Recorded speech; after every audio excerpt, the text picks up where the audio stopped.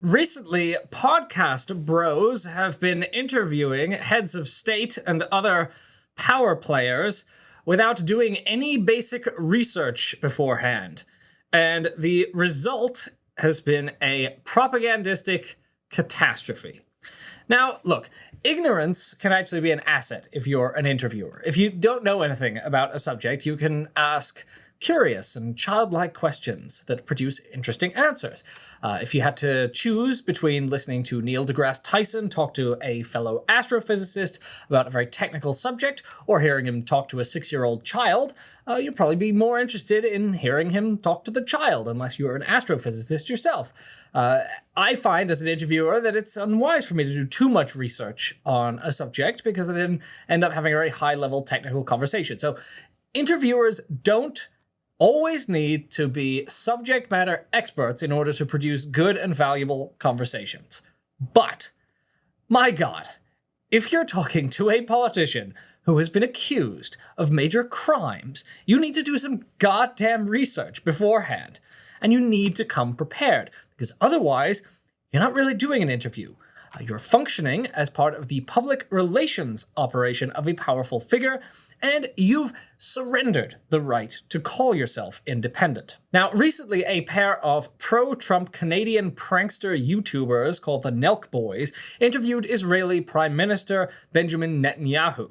Now, Netanyahu is responsible for the starvation of Gaza and a war on the population that kills hundreds of people every day.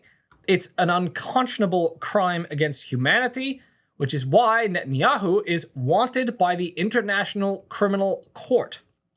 And the Nelk Boys, by their own admission, did not do a good job interviewing Netanyahu, asking questions like, "You guys are very tight, right? Would you call it a bromance?"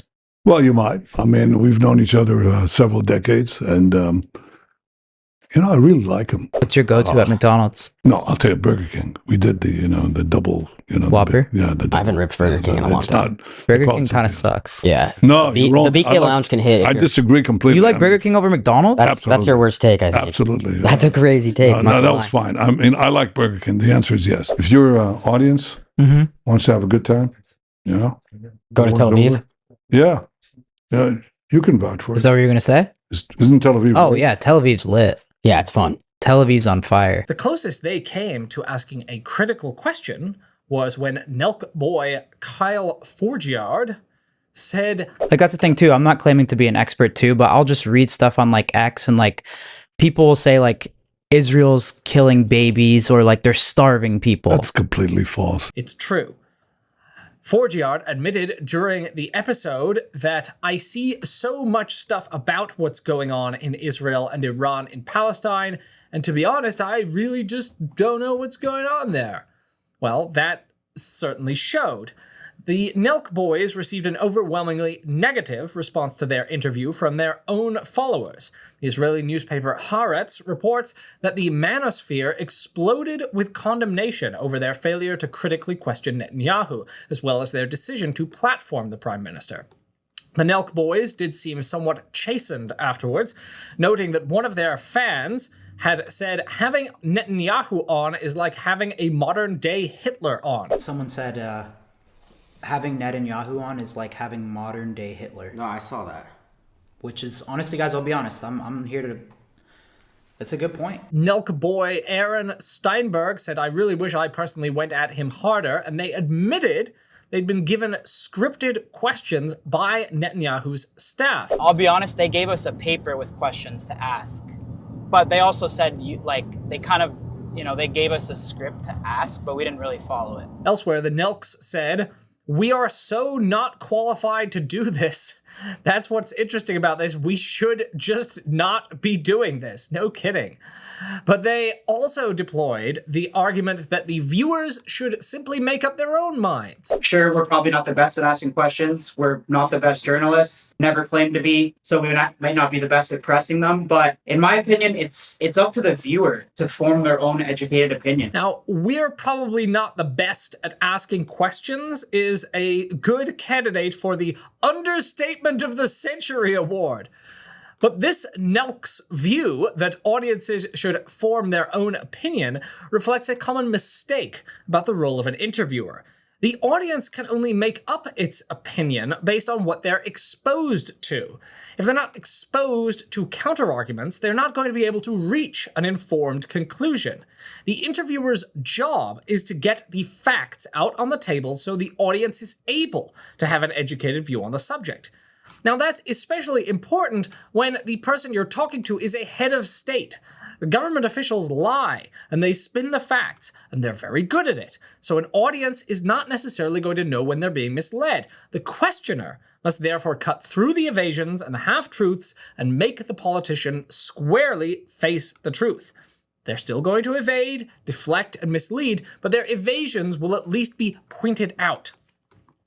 Now, there are good interviewers working today. For example, look at how Mehdi Hasan has confronted figures like Eric Prince and Vivek Ramaswamy. One of the rules he lays out in his book Win Every Argument is that you must always bring receipts, do research, so that when someone says something false, you have the evidence showing that it's false. Even Piers Morgan can be quite a good interviewer. Witness how he grills Israel's ambassador to the UK, and he doesn't let her get away with denying that Israel is killing children in Gaza. Morgan, importantly, will not let the ambassador change the subject, and he's willing to ask a question over and over in an attempt to get a straight answer.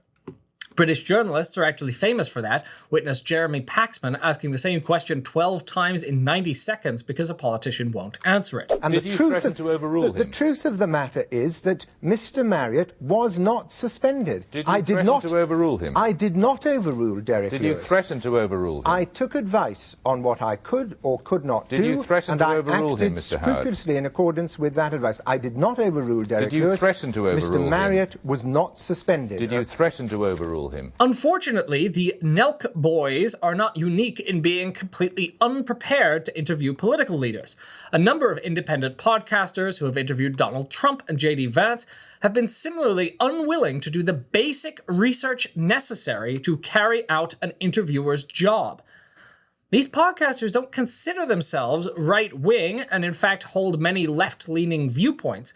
But because they've totally failed in the task of studying the issues they're having conversations about, they end up spreading unchecked propaganda. Look at the kinds of questions that Lex Friedman asked Donald Trump, for instance. What drives you more, the love of winning or the hate of losing? You've been close with a lot of the greats in sport. You think about Tiger Woods, Muhammad Ali. You have people like Michael Jordan, who I think hate losing more than anybody. So what do you learn from those guys? You've said that politics is a dirty game. So if it's a game, how do you win at that game? You've been successful in business, you've been successful in politics. What do you think is the difference between gaining success between the two different, disparate worlds? How do you think you'll do in the debate coming up that's in a few days? You won't be surprised to learn that Trump thought he would do very well in the debate. From these ludicrous softballs, we learn nothing of value whatsoever about how Trump will govern the country. But even when Friedman approaches the realm of a substantive question, he allows Trump to get away with unbelievable bullshit. Let me ask you about Project 2025. So you've publicly said that you don't have any direct connection to Project Nothing. I know nothing about it. And they know that too. Democrats know that. And I purposely haven't read it because I want to say to you, I have no idea what it's all about. It's easier than saying I read it and, all of the things. No, I purposely haven't read it. And I've heard about it. I've heard about things that are in there that I don't like. And there's some things in there that everybody would like. But there are things that I don't like at all.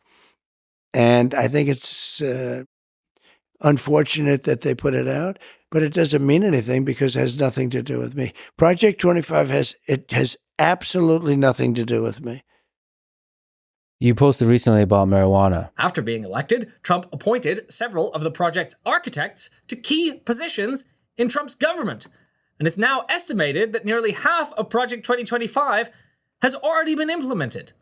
Now, a good interviewer would have gone through Project 2025 item by item, demanding more clarity on whether Trump actually disagreed with the goals of Project 2025 and asking which parts of it Trump would specifically pledge not to implement.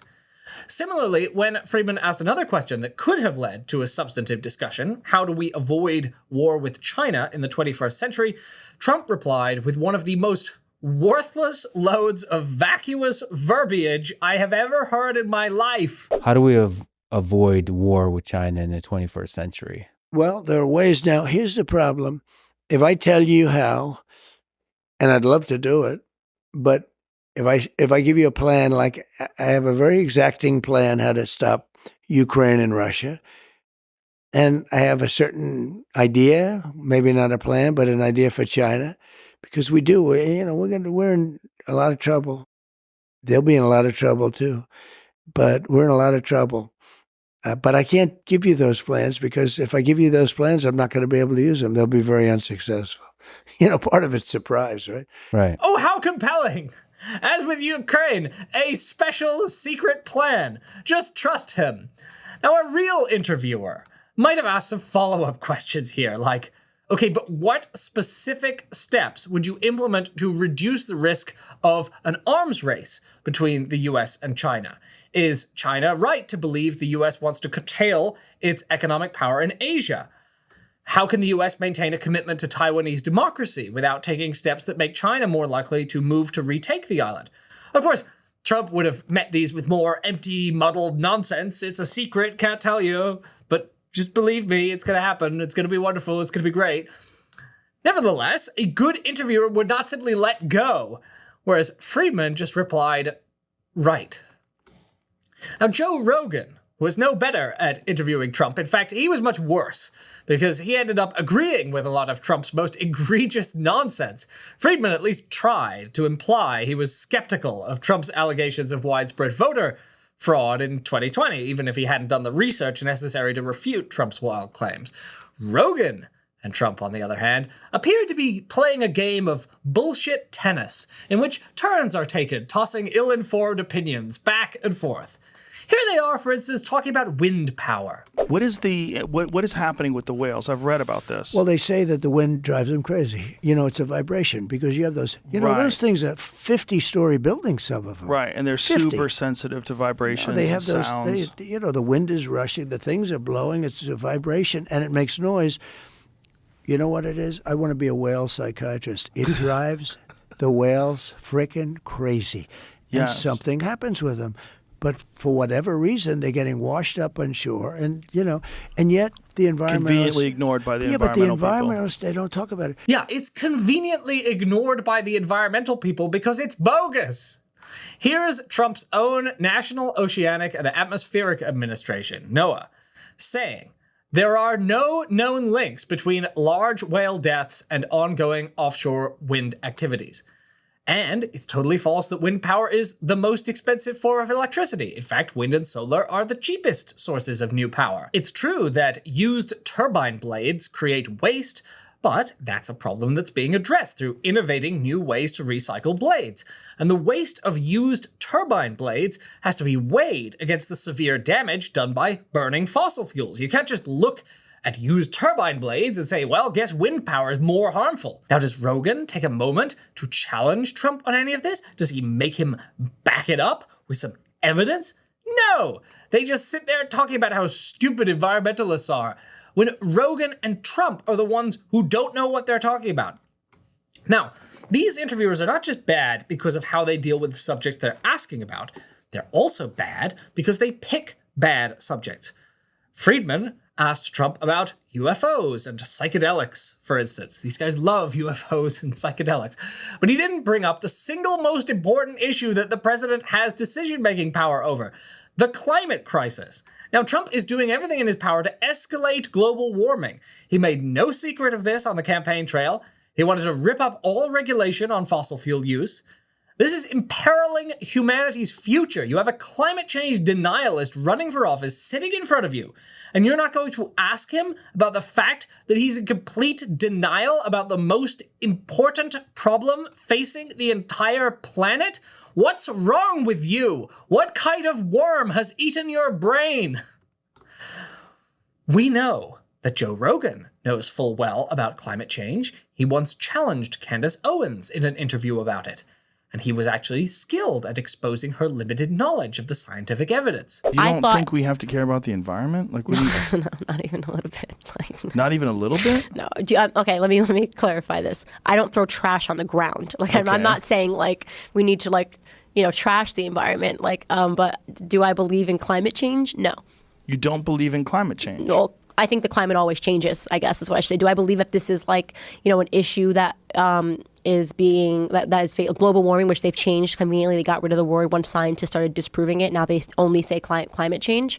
No, I think that was just a way to extract dollars from Americans. I don't at all believe. They had no actionable plan. It was great for Trump to get out of that deal. It was terrible. Okay, but this is an incredibly complicated subject. Right. And if you would have to talk to a bunch of different scientists and see how they gather data and see what they understand about CO2 levels and what's the danger of them and what can combat it and what could not. Have you done all this, or do you take this flippant opinion based on the party line? So why isn't he asking Trump why he's actively committed to worsening the most serious problem facing humankind? Isn't that something an interviewer probably ought to want an answer on? But I have come to expect very little from a man who thinks that Atlantis was real. Now, the same problem of ill preparation was evident when Theo Vaughn spoke to J.D. Vance. Now, Theo Vaughn seems like a guy with a good heart. He's been moved by the suffering of people in Gaza, and he's even called Israel's actions there a genocide.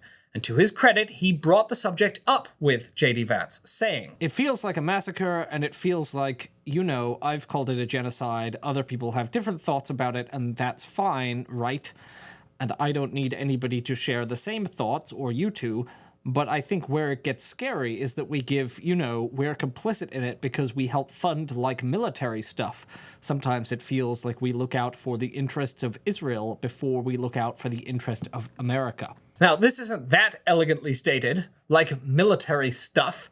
And also, you do want people to share the same thoughts. It's a genocide. You want people to agree with you, not just go like, oh, people have different thoughts. But nevertheless, he did bring it up, to his credit, and Vance, predictably, replied with some bullshit. He said, if you have a soul, your heart should break when you see a little kid who's suffering. But then he said he rejects the claim of genocide because Israel isn't purposely trying to go and murder every Palestinian. Now, a prepared interviewer in this circumstance would follow up and would point out a few things. First, you don't have to be trying to murder every member of a group in order to commit genocide. According to international law, genocide can involve the attempt to eliminate a group in part. Now, frequently, Israel's defenders make the claim that the death toll would be higher if Israel was trying to commit genocide in Gaza, which amounts to saying that so long as you leave most of the members of a group alive, you can't be committing genocide. But that's not true. And we can immediately see why it's not true if we think about the Holocaust. I mean, if Hitler had only tried to reduce the Jewish population by 40%, would he still have been genocidal? Of course he would. If he'd tried to eliminate 10% of Jews, would he have been genocidal? Absolutely. And so a good interviewer would have gone through the evidence that shows Israel has gone beyond targeting Hamas and has intentionally made Gaza uninhabitable and cut off aid as part of a project of collective punishment and ethnic cleansing, whose ultimate goal is to drive the surviving Palestinians out and repopulate the Strip with Israelis. Now, that's a goal that many Israeli politicians announce openly, and that Netanyahu's government is no longer even bothering to deny. So Theo Vaughn is better than Rogan, Friedman, and certainly the Nelks in that he seems to have a decent amount of common sense and empathy. He's a Bernie fan, which is good. But it's clear he's out of his depth in talking to someone like J.D. Vance, who's a brilliant politician who's mastered the art of talking eloquently while saying very little. It takes a good interrogator armed with facts, stats, and research to deal with such a person. And look, I wouldn't want to interview J.D. Vance myself without a lot of prep work. You have to go into these things understanding that politicians are trying to spin you, and they are good at it. And unfortunately, these independent podcasters speak to odious right-wing figures, and they're terrible at challenging them. Sometimes that's because, as with Rogan and Trump, they actually share the prejudices and misconceptions of the right-wing political figure. And other times, as with Theo Von, they disagree with the right-wing figure, but they haven't read enough books or practiced the art of critical questioning. And the result here is a catastrophe for public understanding of the issues. I have no objection to these men podcasting, but I would beg them to stick to the issues they're competent on. For Rogan, that's drugs and exercise. For Friedman, I guess that's machine learning. For Theo Von, it's comedy. And for the Nelk boys, it's idiotic pranks. Stay in your lane. Ask about the things you know about. And if you don't know about things, do some research beforehand. Otherwise, you are just helping a politician spread lies, spread propaganda. Your job as an interviewer is to call them out. And if you don't do it, you are failing in your responsibility. You have a powerful person, some of the most powerful people in the world, sitting right in front of you. Your job is to challenge the powerful. And if you don't, that is a massive failure and it is inexcusable. Thanks for watching. This video is a product of Current Affairs Magazine, the country's leading independent left print magazine based here in New Orleans, Louisiana. Go to currentaffairs.org to find out more about us, and currentaffairs.org/subscribe to subscribe to our absolutely gorgeous bi-monthly print edition. Get it in your mailbox. You can also subscribe to the Current Affairs News Briefing, the Current Affairs Podcast, or you can subscribe to our digital edition. Current Affairs is entirely reader-supported. We have no ads. We have no corporate backers. We depend on you. So please consider purchasing a subscription or making a donation to Current Affairs today. We are a 501c3 non-profit organization, and your donations are tax-deductible to the extent allowable by law. Thanks for listening. Thanks for watching.